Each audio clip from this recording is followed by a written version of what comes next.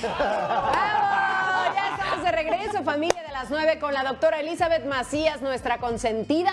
Porque además nos trae temas buenísimos, cosas que de pronto uno pasa por alto, que es la medicina enfocada a los viajeros, que tenemos que tomar en cuenta cuando vamos a hacer un viaje. Hay lugares donde piden vacunas, hay lugares donde hay enfermedades muy extrañas que no conocemos aquí en nuestro país, y por eso es que está aquí con nosotros para platicarnos de todo esto. Y el tema de hoy, doctora, es botulismo. No sé si han visto de repente latas que las llegas a encontrar como abombadas o abolladas. Pues sí, es obvio que ya no sirven. Exacto, pero ¿cuántas veces, a veces cuando alguien tiene prisa, las llega a ver y dicen, bueno, pues tantito está como abollada o abombada, no ¿En importa? la cerveza también aplica, ¿no? Doctora? No, en esa la sí me cerveza no. preocupa mucho.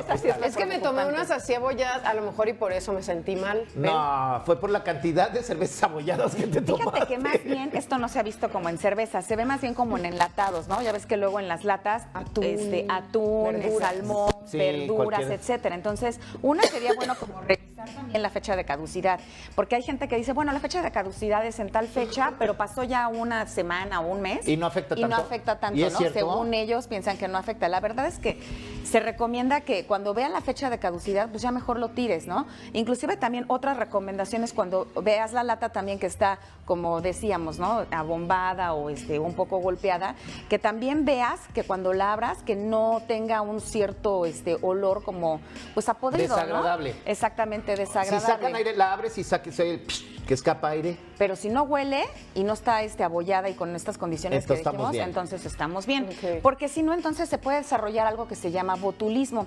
Esta enfermedad de botulismo es una bacteria la que se mete ahí y esta bacteria no necesita de oxígeno, entonces se empieza como a desarrollar en este tipo de ambientes. Entonces, lo que hacen es que generan algunas neurotoxinas que van afectando de manera gradual al cuerpo, ¿no? Entonces, por ejemplo, hay botulismo que es de lactante, que es también como muy importante ahorita para las mamás que luego le llegan a dar el chupete al niño. Entonces, ahorita hablamos de eso. Hay también por inhalación y por los alimentos. Por ejemplo, en cuanto a los alimentos, que es lo que decíamos, ¿no? De los enlatados, de los elotes, garbanzos, etcétera, que están pasando también por ahí en la televisión. Pues bueno, lo que llega a pasar cuando se secretan este tipo o se liberan estas bacterias, las neurotoxinas, empieza a afectar de manera descendente. Hay una parálisis flácida que empieza de cabeza hacia abajo. De hecho, muchas veces se llega a confundir con otro tipo de enfermedades, que bueno, no voy a ahondar sobre el tema, como Guillain-Barré, ¿no? Y la miastenia gravis o también un accidente cerebrovascular, ¿no? Pero ¿qué va pasando? Entonces, por ejemplo, una persona, tú te empiezas a dar cuenta que puede estar afectada, que se da, por ejemplo, entre el 5 y 10% llegan a ser mortales si no se trata de manera oportuna.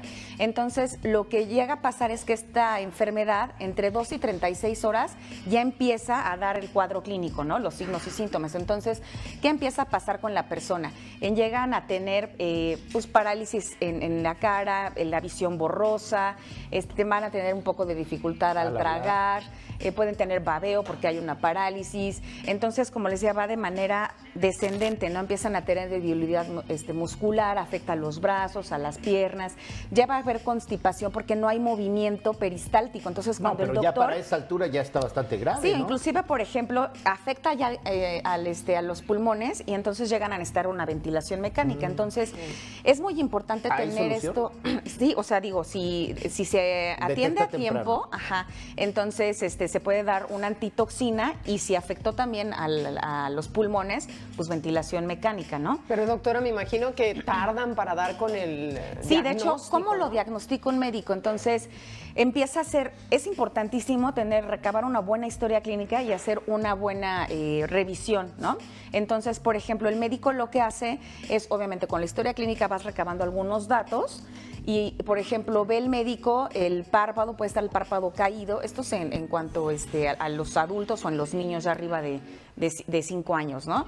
O empieza a ver, por ejemplo, hace con unas maniobras para identificar el reflejo nauseoso, que se ve disminuido también, o inclusive también al momento de pegar en ciertas partes para ver los reflejos tendinosos, se ven disminuidos, o sea, también forma también para evaluar la fuerza, que está disminuido pues también. ya con todos esos cuadros ya seguro. Entonces, eso te puede dar, pero como se diferencia diferencia de Guillain-Barré y Guillain-Barré así, entonces haces similar, diferentes cosas. La otra es, por ejemplo, en suero, ¿no? Para identificar este tipo de toxina, o también en heces fecales, o también en los alimentos. Bueno, esto es en cuanto a los alimentos, pero hay otro tipo de botulismo que es el del lactante que les decía.